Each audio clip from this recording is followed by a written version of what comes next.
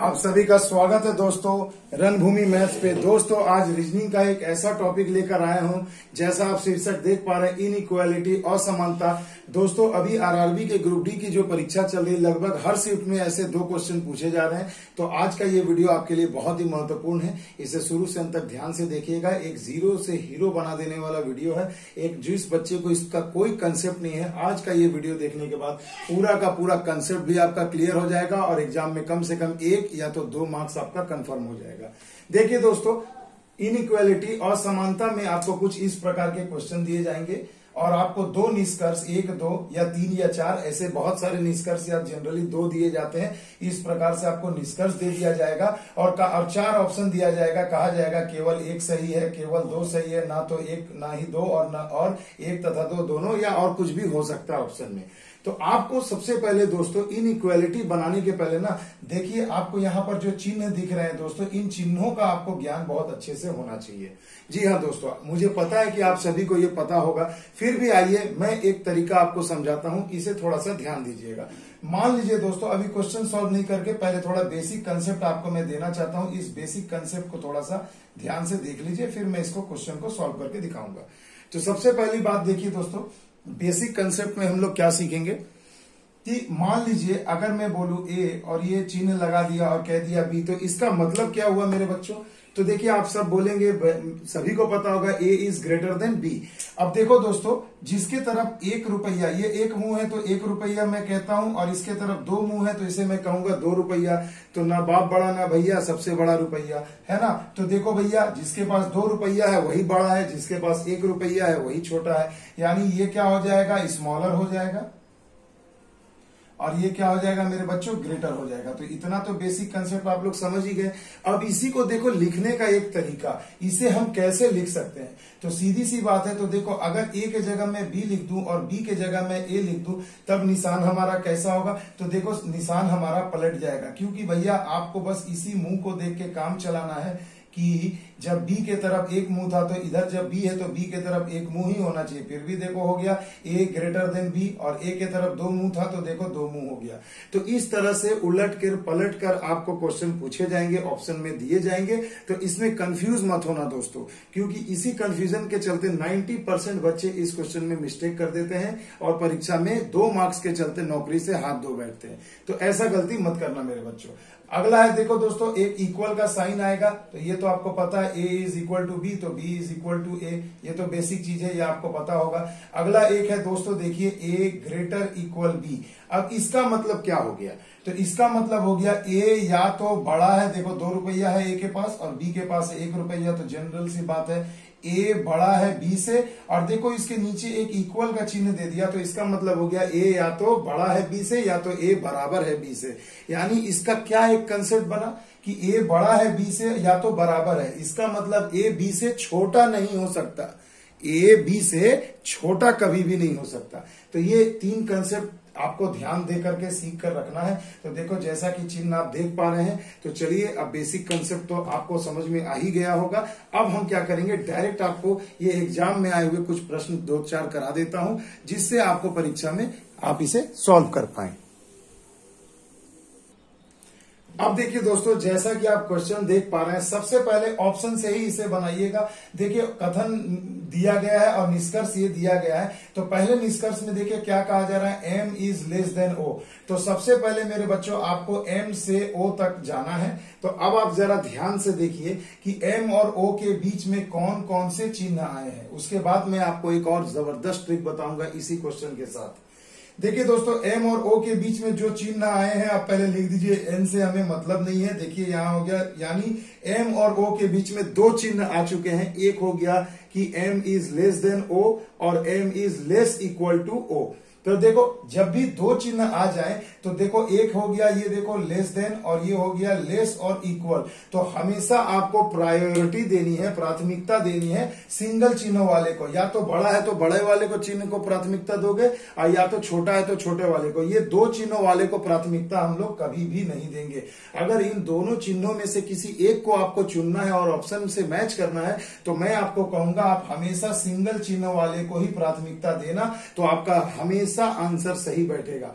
तो देखिए यानी यहाँ पर ये निष्कर्ष ये निकल रहा है कि m जो है छोटा है किससे, o से।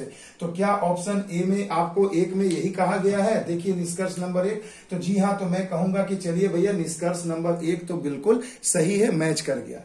अब आइए निष्कर्ष नंबर 2 की बात कर लेते हैं हम लोग। जरा इसमें देखिए t लेस देन q है, तो देखिए t से q, तो देखो t से q यानी हमें इस तरीके से इधर से जाना है।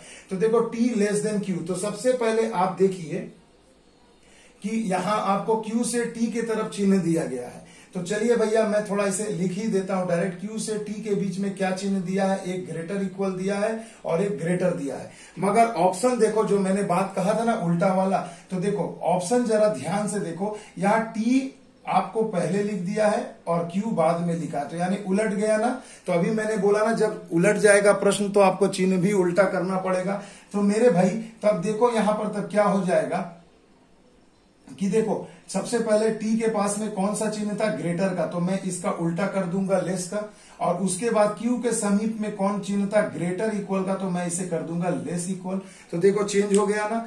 अब आप बताओ कि आप इन दोनों चिन्हों में प्राथमिकता किसे दोगे? तो सबसे पहली बात हम लोग किसको प्राथमिकता देंगे मेरे भाई? तो हम लोग प्राथमिकता देंगे सिंगल चिन्ह वाले को, यानी लेस वाले को, और लेस इक्वल को हम लोग कट कर देंगे। तो चलो भैया इसे भुला दिया, तो क्या हो गया? t is less then q। तो क्या देखिए निष्कर्ष 2 में आपको मिल रहा है? तो जी हाँ मेरे बच्चों, t is less then q निकल रहा है। यानी दिए गए प्रश्न में दोनों के दोनों निष्कर्ष जो है आपके निकल रहे हैं। तो यहाँ आंसर क्या हो जाएगा मेरे बच्चों? तो देखो 1 तथा 2 दोनों, यानी ऑप्शन नंबर डी आपका बिल्कुल सही जवाब हो जाएगा, 1 तथा 2 दोनों।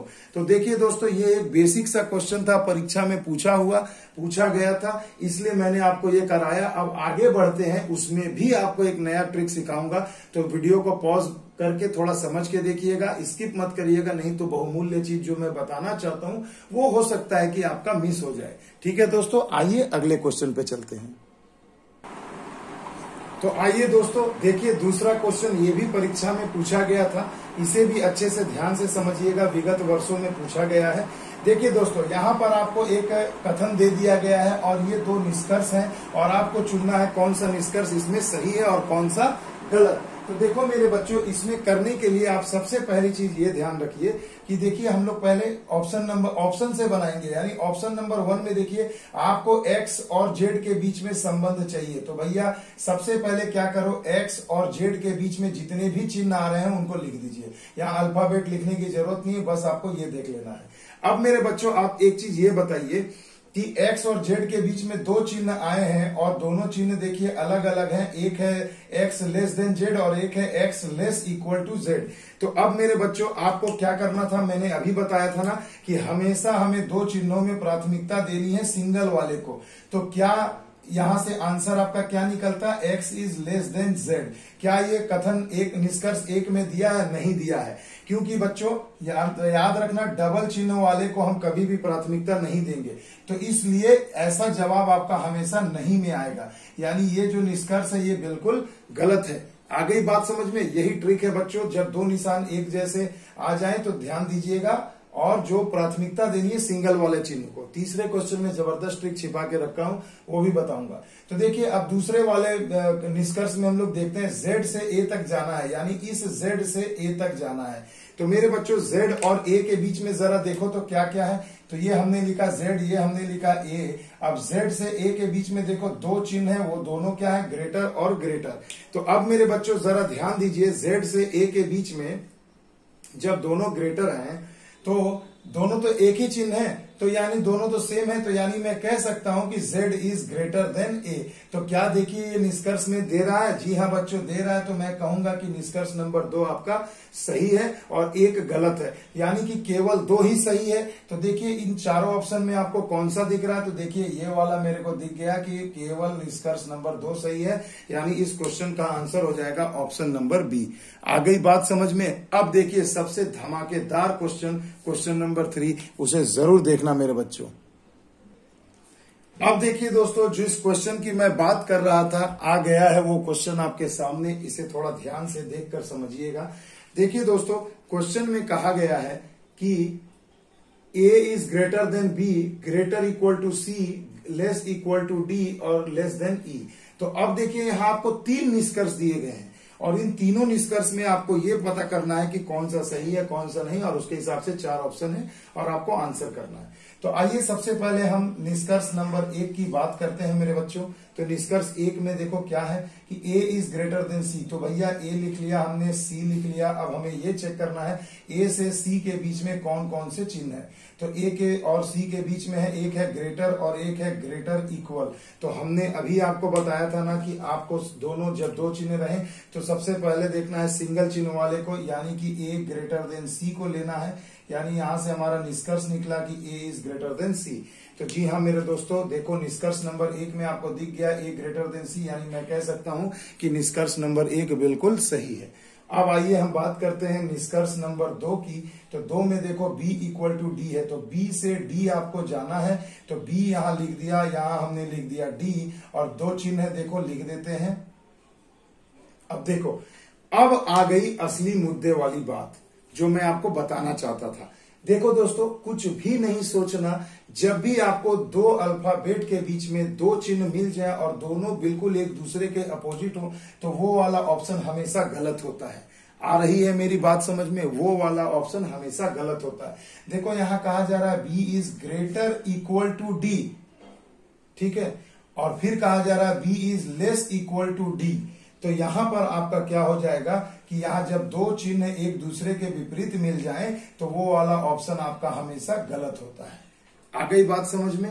अब देखिए हम बात करेंगे ऑप्शन निष्कर्ष नंबर 3 की। तो इसमें देखिए कहा जा रहा है A is greater then E, यानी आपको पूरा A से लेकर E तक जाना है। तो भैया A से E के बीच में कौन कौन सा चिन्ह है, चलिए हम देख लेते हैं। तो देखो पहले एक है ग्रेटर, उसके बाद है ग्रेटर इक्वल, उसके बाद है लेस इक्वल, और उसके बाद है लेस देन। तो यहाँ E होगा और यहाँ पर A हो जाएगा। अब आप देखिए यहाँ पर A से E के बीच में जो चिन्ह आप देख पा रहे हैं, तो देखो ये दोनों तो देखो एक दूसरे के अपोजिट है, कट गए। ये चिन्ह और ये चिन्ह देखो, ये ग्रेटर है ये इक्वल है, दोनों है, ये वाला भी आपका कट गया। यानी इस प्रकार के ऑप्शन कभी भी आपके आंसर में नहीं आएंगे। तो देखिए यानी ये दोनों क्या हो गया, गलत हो गया। तो हमारा निष्कर्ष कौन सा सही हुआ? केवल और केवल एक, यानी कि ऑप्शन नंबर A आपका सही जवाब हो गया। तो ये था एकदम बेसिक कंसेप्ट। अब मेरे बच्चों इसी में एक खास बात मैं आपको बताना चाहता हूं कि मान लीजिए अगर ऑप्शन में ऐसे रहता कि केवल या एक या 2, तब मेरे बच्चों यहां गौर करने वाली बात थी कि एक तो कंफर्म है आपका मिल ही रहा है, और देखो जब अपोजिट साइन यहां पर मिल गया, मगर देखो दोनों में कॉमन क्या था? इक्वल का। तो यहां पर आप 1 या 2 आप आंसर में कर सकते थे, मगर ये बहुत रेयर होता है मेरे बच्चों, इस पर उतना आपको सवाल नहीं पूछा जाएगा। तो फिलहाल देखिए आपको इस प्रकार से इनइक्वालिटी और समानता को बनाना है, समझना है। अब हो गई ना बात क्लियर दोस्तों? अब देखो चुटकियों में परीक्षा में बना लोगे। आ गई बात समझ में? तो दोस्तों वीडियो अच्छा लगे तो जरूर लाइक शेयर एंड सब्सक्राइब जरूर करिएगा। बेल आइकन को जरूर दबाइएगा ताकि जब भी मैं वीडियो पोस्ट करूं तो आपको नोटिफिकेशन मिले, और ज्यादा से ज्यादा दोस्तों तक शेयर करें। दोस्तों परीक्षा में तो अब आपका 2 अंक पक्का हो ही गया। मिलते हैं अगले वीडियो में, तब तक के लिए दोस्तों जय हिंद, जय भारत।